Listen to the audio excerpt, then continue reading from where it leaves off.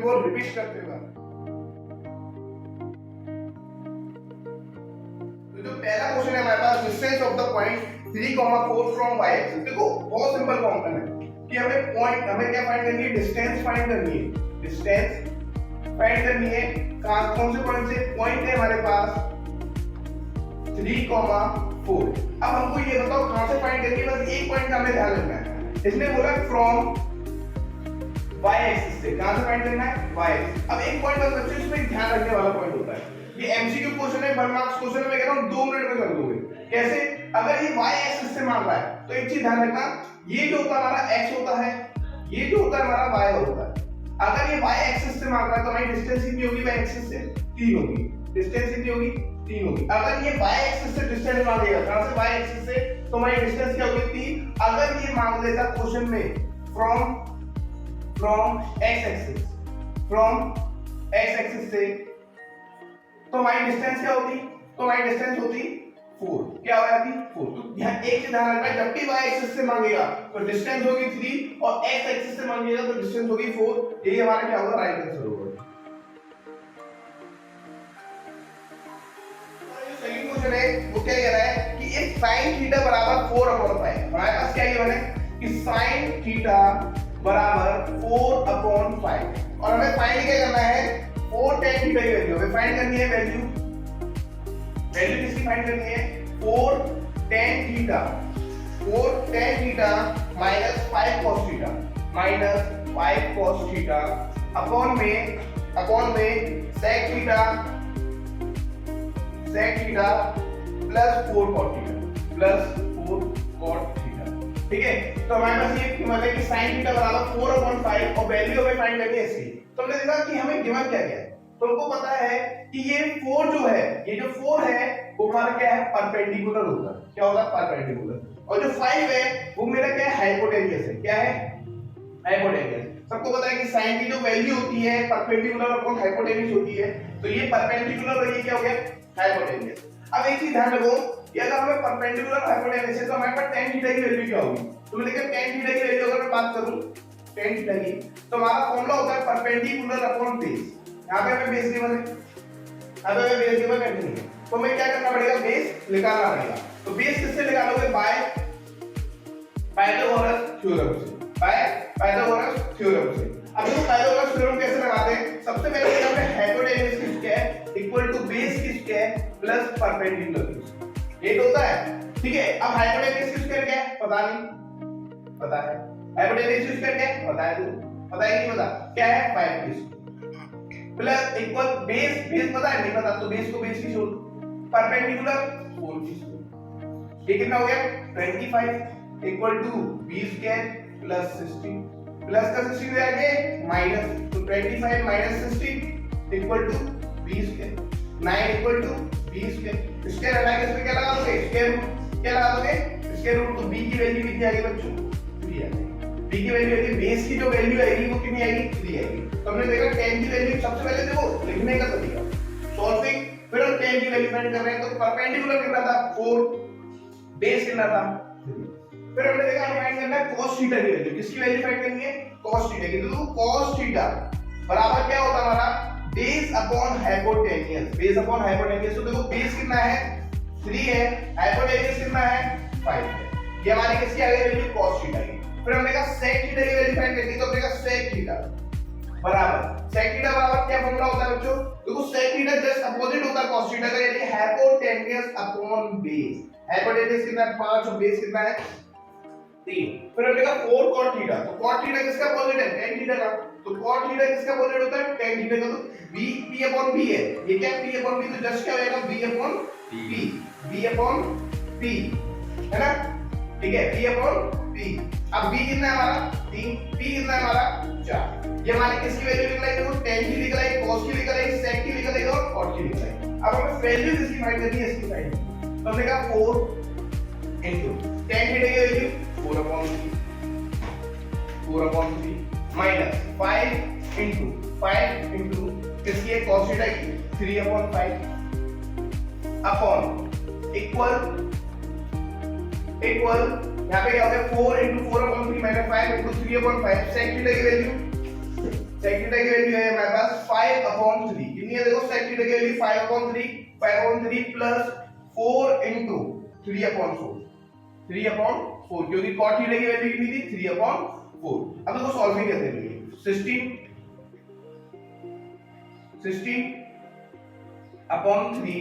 Minus 5 से 5 क्या बचेगा 3। अब नीचे कुछ नहीं है, क्या मान के चलना है 1 मान के चलना है। यहाँ पे हमने लगा दिया फिर से एक और बड़ा ब्रैकेट, फिर हमने देखा 5/3 जैसा था वैसे लिखना है प्लस 4 से 4 क्या कर दो कट, यहाँ पे कितना आ गया 3। क्लियर है पॉइंट।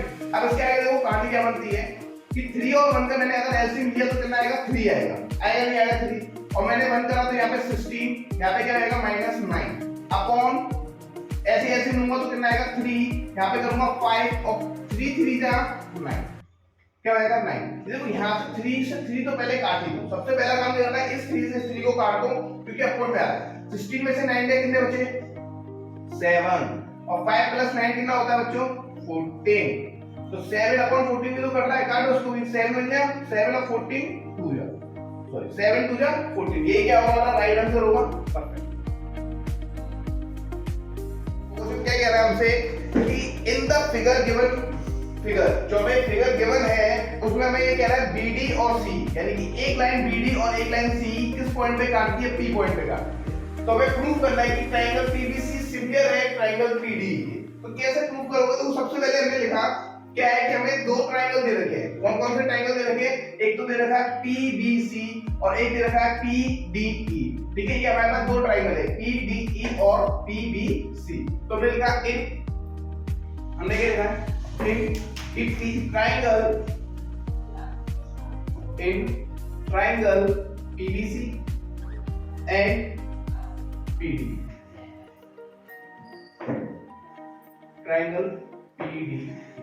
ठीक है, हमने ये लिख दिया। अब हमको पता है देखो क्या कह रहा है कि PB upon PD upon PD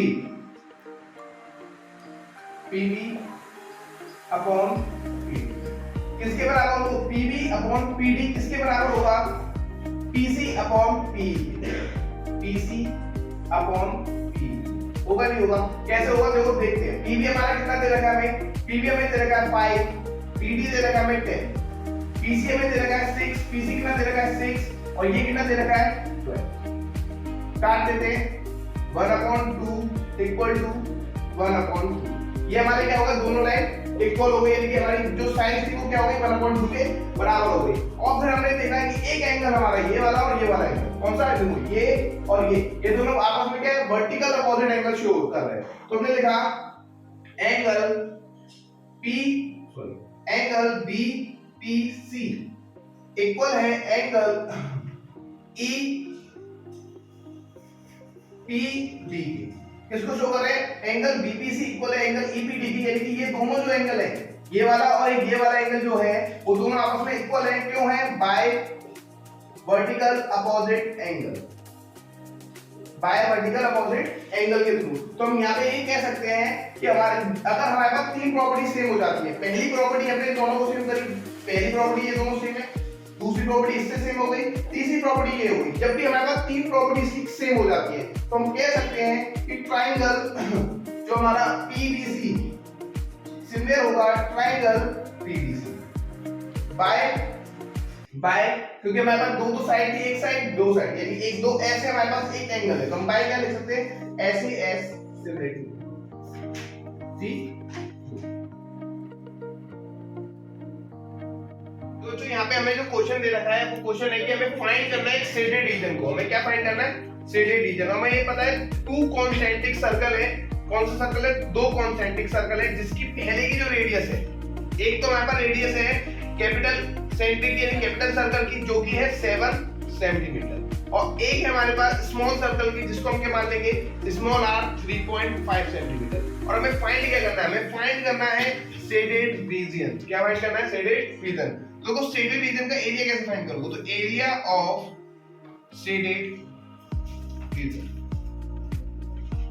ठीक है, क्या होगा देखो सबसे पहली चीज जिसको हमें निकालना है, ये जो शेडेड है तो सबसे बड़े वाले में से अगर मैं इस छोटे वाले को हटा दूं, इसको हटा दूं, इस छोटे वाले को हटा दूं, तो क्या होगा, मेरा ये वाला पार्ट निकल आएगा, नहीं निकल आएगा। तो हमारा फॉर्मूला क्या होता है इसका, एक सिंपल सा फॉर्मूला होता है बच्चों, theta upon 360 pi capital R की स्क्वायर। क्यों कैपिटल आर की स्क्वायर, क्योंकि हमारे पास कैपिटल वाले में से हम किसको माइनस कर देंगे, स्मॉल वाले को। तो हम यहाँ पे लिख भी सकते हैं कि area of large sector minus area of small sector. अब क्या करा हमने, एरिया ऑफ लार्ज सेक्टर का फॉर्मूला लगा दिया जिसकी आर क्या थी, कैपिटल आर, और फिर हमने माइनस कर दिया किसमें से, theta upon 360 pi small r की स्क्वायर। हमने क्या कर दिया, इसको माइनस कर दिया। अब देखो हमारे पास क्या क्या गिवन है, हमने कहा कॉमन क्या है, पहले कॉमन निकाल लो। देखो ये दो चीजें हमारे पास कॉमन है, इन दोनों को क्या कर लो कॉमन, थीटा अपॉन 360 पाई को ले लिया हमने कॉमन। अब हमारे पास क्या बचा, कैपिटल आर की स्क्वायर माइनस स्मॉल आर की स्क्वायर। अब यहाँ पे बस वैल्यू पुट करेंगे, थीटा हमारे पास कितना है, तो यहाँ पे बच्चों अगर हमें थीटा गिवन है तो अच्छी बात है, नहीं गिवन तो हम क्या करते हैं, ट्रिक के फॉर्मूले से, यानी कि हमारा क्या थीटा निकालने का फॉर्मूला होता है, जितने भी डिग्री का शेप बनना हो, मान लो 30 है या कोई भी एंगल हमें नहीं गिवन है, तो हम थीटा का क्या लगा देंगे, थीटा इक्वल टू क्या होता है हमारा 360 का मल्टीप्लाई कर दो और जो भी वैल्यू है उसकी x y z जो भी वैल्यू है उसका क्या कर दो डिवाइड कर दो, तो हमारी क्या आ जाएगी, आंसर आ जाएगी। बट हमें यहाँ पे जो थीटा गिवन है PQR कितना गिवन है, 30 डिग्री गिवन है, कितना गिवन है 30 डिग्री। तो हमने थीटा क्या रखा 30 अपॉन 360, पाई की वैल्यू कितनी होती है 22/7। बच्चों क्वेश्चन में अगर 3.14 कह रखा हो क्वेश्चन में तभी ही लेना, नहीं तो 22/7 सेम है। अब r कैपिटल R कितनी है हमारी 7 किसकी है माइनस 3.5 की, ये हमारा क्या हो गया फॉर्मूला हो गया। अब इसको हम आगे की तरफ लेते हैं, तो 0 से 0 काट दो यहाँ पे, पहले 3 से काट दो, 3 बन जाए 3, 3 2 जा 6। यहाँ पे देखो हमारे पास क्या क्या बचा है, 1/12 into 22/7 into में। अब देखो ये 7 के स्क्वायर खोलोगे तो यहाँ पे एक शॉर्ट फॉर्मूला होता है a² माइनस b², एक बार प्लस कर दो एक बार माइनस कर दो, तो इनटू देखो प्लस करोगे तो 7 और 3.5 को प्लस करोगे कितना आ जाएगा 10.5, एक बार माइनस कर दोगे कितना आ जाएगा 7 में से 3 गए 4, करीबन 3 into 3.5 आ जाएगा, कितना आ जाएगा 3.5। देखो हमने क्या करा 7² माइनस 3.5 के स्क्वायर था, एक बार इन दोनों को प्लस किया कितना है 10.5, एक बार इन दोनों को माइनस किया कितना है 3.5। अब कुछ नहीं करना है हमें, पहले से देखो करना है, पहले 2 चला दो, 2 6 2 11, पॉइंट हटा के नीचे यहाँ पे क्या आ जाएगा 10, पॉइंट हटाया नीचे क्या आ जाएगा बच्चों 10 है। 7 से इसको काट दो, डायरेक्टली काट सकते थे, 7 1 जा 7, 7 5 जा 35, 3 2 जा 6, 3 5 जा 15। और कोई डिजिट ऐसी है जो कर सकती है नहीं कर सकती, तो हमने कहा इन तीनों का क्या करते हैं 11 multiply by 5 multiply by 35 upon 2 into 10 into 10, ठीक है। अब इन तीनों को क्या कर देंगे हम मल्टीप्लाई कर देते हैं, तो 11 5 जा 55 into 35 अपॉन कितना हो जाएगा नीचे 200, मल्टीप्लाई कर दो 35 का 55 से 55 into 35 5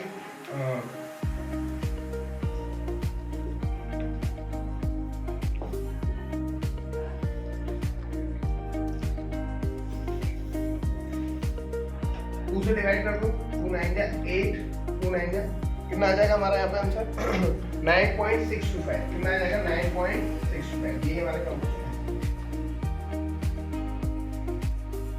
ये हमारा क्या कैनल है, कैनल में क्या बना हुआ है वाटर, ठीक है, कैनल में क्या है वाटर है। अब सुनो यहाँ पे वाटर किसके थ्रू फ्लो हो रहा है, फ्लो हो रहा है वाटर किसके थ्रू, एक पाइप के थ्रू या किसी के भी थ्रू फ्लो हो रहा है, जिसकी स्पीड क्या है, जिसकी स्पीड है 10 kilometre per hour, 10 kilometre per hour. अच्छा मैं एक चीज यहाँ पे क्लियर करूंगा पहले कि अगर वॉल्यूम की बात हो रही है, वॉल्यूम की, तो वॉल्यूम ऑफ बेटा कैनल कैसा होगा, क्योंकि हमें 3 चीजें गिवन है, क्या होती है हमें गिवन क्या क्या, एक तो बी गिवन है हमें कितनी 6 मीटर, हाइट गिवन है हमें कितनी 1.5 मीटर, और हमें एल तो गिवन ही नहीं, तो यानी कि यहाँ पे जब हमें 2 चीजें गिवन हो तो सीधा सीधा फॉर्मूला लगना चाहिए यहाँ पे वॉल्यूम ऑफ क्यूबॉइड का, किसका लगेगा वॉल्यूम ऑफ क्यूबॉइड का, बट हमें एल तो गिवन ही नहीं है। तो हमने देखा एक चीज मैं यहाँ पे क्लियर करता हूँ कि वॉल्यूम ऑफ क्यूबॉइड की बात करूँ, वॉल्यूम ऑफ क्यूबॉइड की, तो ये क्या फॉर्मूला होता है L into B into H होता है।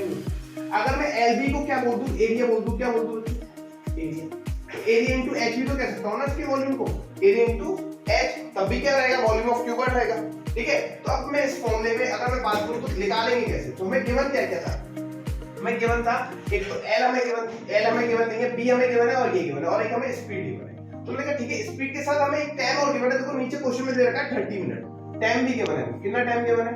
30 मिनट। अब देखो हमें दो चीजें गिवन हो गई, स्पीड है, टाइम है। तो हम यहां से क्या निकाल देंगे बच्चों? डिस्टेंस ऑफ लेंथ निकाल देंगे, डिस्टेंस ऑफ लेंथ यानी कि एल।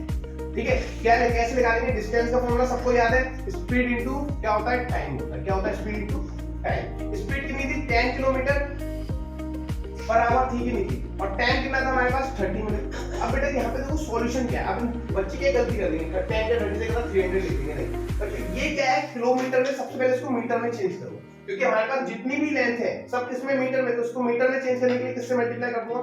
10 into 1000 का मल्टीप्लाई। ये हावर में कितने मिनट होते हैं बच्चों? 60 इनटू किसका कर दूं? 30 का। 0 से 0 कट गया, 3 से 6 कटा, 2 टाइम 2 से 10 कटा, 5 टाइम, दैट इज आंसर आ गया हमारा 5000 मीटर। क्या आ गई हमारी? ये एल आ गई। क्या आ गई हमारी? ये एल आ गई। ठीक है, अब हमको क्या पुट करना है? अब हमें जो पुट करना है वो हमें पुट करना है वॉल्यूम। देखो इसके आगे है ना, अकॉर्डिंग टू क्वेश्चन कि वो क्या कह रहा है कि जो वॉल्यूम है, किसका वॉल्यूम? कैनल का वॉल्यूम। वॉल्यूम किसका? कैनल का। इक्वल किसके होगा बेटा? जो पानी फ्लो हो रहा है उसके इक्वल ही तो होगा वॉल्यूम की। तो हमने देखा ठीक है, volume of fluid water, volume of fluid water, volume of fluid water. ठीक है, वॉल्यूम ऑफ फ्लूइड वाटर। ठीक है, अब देखो सुनो, ये क्या हमारा एल है, ये हमारा बी होता है, ये हमारा एच होता है। सेम ये भी क्या होगा? एल होगा, ये भी बी होगा और ये भी क्या होगा? एच होगा। बट मैंने अभी तुम्हें क्या बोला? फ्लोइंग वाटर की हमें क्या गिवन है? एक चीज और गिवन है फ्लोइंग वाटर। क्या गिवन है हमें फ्लोइंग वाटर की? हमें फ्लोइंग वाटर की हाइट गिवन है कितनी? 8 सेंटीमीटर। कितनी गिवन है हमें? 8 सेंटीमीटर। किसकी गिवन है? फ्लोइंग वाटर की। और मैंने बोला था एल इंटू बी को मैं क्या लिख सकता हूं यहाँ पे? एरिया। अच्छा मैं एरिया क्यों लिख रहा हूं? क्वेश्चन में बोला है how many area to indicate, तो यहाँ पे एरिया तो लिखूंगा मैं, एरिया इंटू क्या कर दूं? एच। अब एच तो हमें गिवन है ना, इसकी कितनी गिवन है? 8 सेंटीमीटर। और यहाँ पे हमें इसकी एल कितनी गिवन है? एल अभी हमने निकाली 5000। बी हमारी कितनी गिवन थी? 6 मीटर। एच हमारी कितनी गिवन है? 1.5 मीटर। अब सुनो, यहाँ पे इन तीनों का भी मल्टीप्लाई मत करना।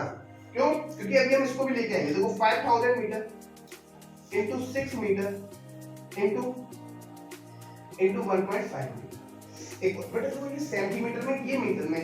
कभी भी ऐसी गलती मत करना, सबसे पहले सेंटीमीटर को किसमें चेंज करना है? मीटर में। तो एरिया into 8/100 क्या हो जाएगा? Area into 8/100 metre. 100 डिवाइड में जाएगा किसमें चले जाएगा? मल्टीप्लाई में। तो 5000 into 6 into 1.5 into डिवाइड में क्या पहुंच गया बच्चों? 8 पहुंच गया। अब पॉइंट से क्या हटा दो? 1 0 लगा दो। 1 0 से 1 0 कट गया। क्या आएगा? 2 4 जा 8, 2 5 जा 10, 2 2 जा 4, 2 3 जा 6, 2 1 जा 2, 2 का इसको काटा कितना आ गया? 25। अब मेरे पे देखो क्या बचा? अकॉर्डिंग टू क्वेश्चन हमारे पे क्या बचा? ये किसके इक्वल है? एरिया के इक्वल। अगर मैं बात करूं आगे की कहने की, इसके आगे की मैं अगर बात करूं तो मेरे पास क्या आएगा? Area equal to 2500 into 3 into 15 into 5। मैंने कहा 2500 का मल्टीप्लाई कर दिया 3 से, तो कितना आ गया? 75। 15 into 5 कर दिया, कितना आ गया? 75। और बेटा 75 की स्क्वायर हो गई नहीं हो गई? तो कितना होता है स्क्वायर? 5 5 25 और 7 का 8 से कर दोगे 7 8 का 56 और 2 0 लगा देना। यही हमारा क्या हो जाएगा? आंसर हो जाएगा। यही हमारा राइट आंसर होगा। Thank you.